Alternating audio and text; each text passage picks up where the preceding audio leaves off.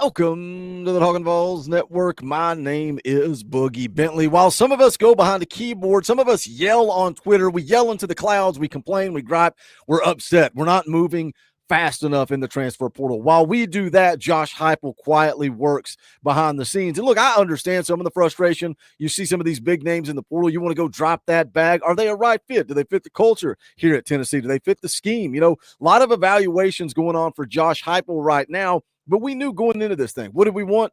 We wanted interior offensive lineman, interior defensive lineman. We know we need a wide receiver or two. We know we could use a running back possibly, but we knew the priority was interior of the offensive line. We got the commitment from Wendell Moy Jr., Arizona interior offensive lineman, 6'2", 339 pounds, redshirt sophomore. He's a young guy, got a couple of years of eligibility, a guy that can come in, develop, grow. He could come in and he could start from day one. He's played a lot of football. He was a three-star prospect coming out of high school from Long Beach, Cali, but then he ends up at Arizona where, this is from 247 Sports, earned AP All-Second Team honors in the Pac-12 as a freshman. He has now started 27 games in 3 years for the Wildcats, a team that has been pretty strong on the offensive side of the ball. Says he became a powerhouse on the interior of that offense that's put up some big numbers the last two seasons. It's interesting when you go look at his PFF grades, pretty high in the pass blocking side of things. So I think, look, Nico was running for his life. He was running for his life against Ohio State. Pass protection was a problem. So you go in the portal, you get a guy like Wendell Moy Jr., and I get it. I want to see that big splash move in the portal. Be patient. Is it coming? I don't know. People talking about money on Twitter, on social media, on Facebook. Put out a video earlier this morning that breaks down just how false that information is. Where does it come from? It's all in the video earlier this morning. Good stuff. Go back and give it a watch. We got one interior offensive lineman in the boat. Who's next? Well, somebody has been predicted to Tennessee in the portal. We're going to get into that. We're going to talk about it, but you guys know the deal. I need you to do the YouTube stuff. Hit the thumbs up just below the video. Quick, free, and easy. If it's your first time here, welcome to the Talkin VAWLS Network. We're not experts. We're not insiders, media reporters. What we are is what you are. We're fans. This channel is for the fans. It is by the fans. If you like it, subscribe, click the bell for notifications so you don't miss out when we go live or when we drop a video.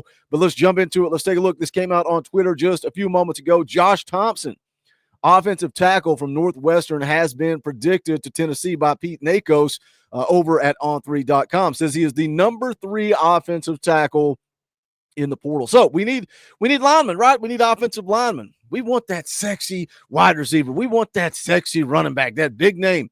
We need linemen. We need guys to protect Nico Iamaleava. Now you got Wendell Moy Jr. committed. You got Josh Thompson being predicted to Tennessee. Now he's listed as an offensive tackle. So you say, all right, well, we got big Dave Sanders coming in. Is he going to start out of the gate? We got Lance Hurd. He was a 5-star coming out of high school. He was a sophomore this year, got better as the season went on, struggled against Ohio State. Let's call a spade a spade. He struggled. I think Josh Thompson's probably going to play for that guard position, but it'll be interesting, man, because Wendell Moy Jr. has kind of moved around a little bit. Josh Thompson, he's played left guard, right tackle.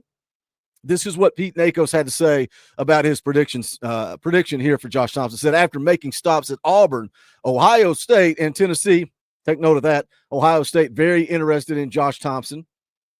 Saw a lot of talk, a lot of chatter, a lot of buzz, how bad that Ohio State loss was going to impact us in recruiting, impact us in the portal. Josh Thompson took visits to Auburn and Ohio State. Obviously took a visit to Tennessee. Pete Nakos says the Volunteers have the edge, and I've logged a pick for Northwestern offensive tackle Josh Thompson to land in Knoxville. Now, in his career at Northwestern, played in 31 games, started 21 of those games, saw action at left guard, right tackle. He was the 8th highest ranked guard in the Big Ten and the SEC combined per Pro Football Focus. Also academic all Big Ten. He's the guy we talked a lot about because he's on an 18-game no-sack streak. So 18 games without allowing a sack. You go get Wendell Moy Jr. in the portal. Pass blocking grade for PFF, 88.3. Number third best offensive tackle in the portal is what Josh Thompson's listed at. I think we need to upgrade our offensive line. You know, it's tough.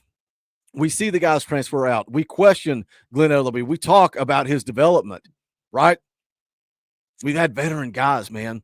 We've had Spraggs. We've had Coop, Dane Davis, Jackson Lampley in the 2-deep. He had a lot of veteran guys, which made it difficult for those younger guys to get onto the field.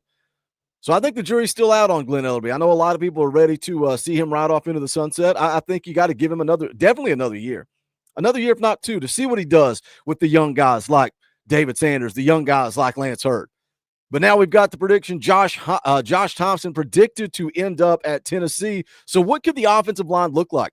What could the offensive line look like in 2025? Well, Lance Hurd at left tackle. He's a sophomore, so 2 more years of eligibility. 5-star coming out of high school. Number 22 overall player national. Top 25 guy. 4th best offensive tackle in the class of 2023. Now, you got to develop those guys. You can't just look at them and say, all right, well, we got a 5-star left tackle. You have to develop them. And again, I think Lance Hurd got better as the season went along. You want to look at PFF grades?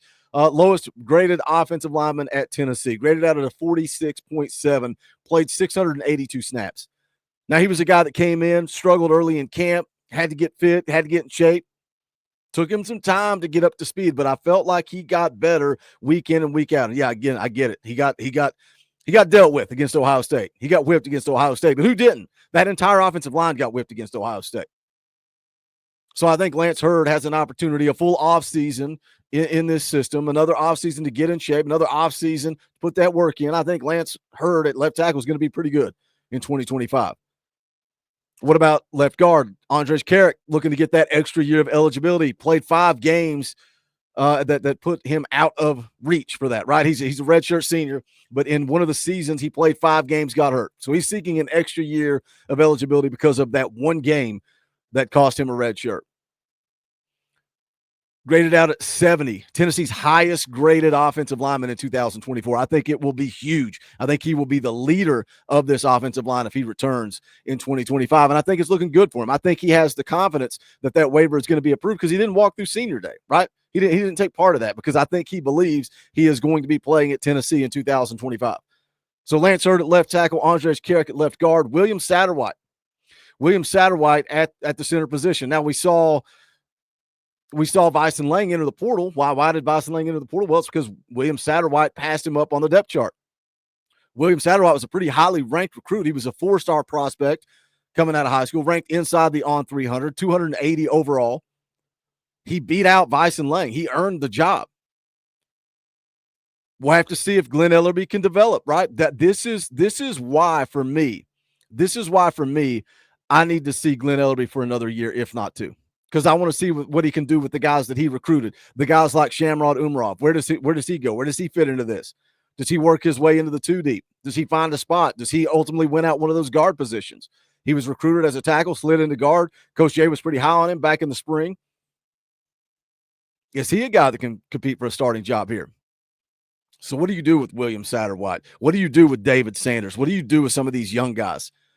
Right guard, I think that's going to be a battle, right? And I mentioned Shamrod Umarov just now, Wendell Moy Jr., Josh Thompson, a couple of guys you added from the portal. There's going to be some competition this spring on the offensive line, and I think that's good. Competition breeds success. A couple of guys that have a lot of playing time in Wendell Moy Jr. and Josh Thompson. And then you jump over to right tackle where David Sanders looks to start as a true freshman. I heard Brent Hubbs on the VolQuest podcast say, hey, you might as well look at David Sanders as a number 1 draft pick in the NFL. You go out and get the number 1 guy in the NFL. You don't go get him. You don't go draft him to sit on the bench. David Sanders is being brought to Tennessee to make a difference. Can he get up to speed as a true freshman? He's an early enrollee. He was in town for the college football playoff practices. He will go through spring camp. I think David Sanders is going to be that dude, man. So now you look at this offensive line. David Sanders was a 5-star prospect, number 1 offensive lineman in the country, 6th overall as a player. You got a 5-star on each side. You got 5-star prospects at the bookends. 2 5-star offensive tackle. What did I tell you that Spire Sports Group and Josh Heupel wanted to do?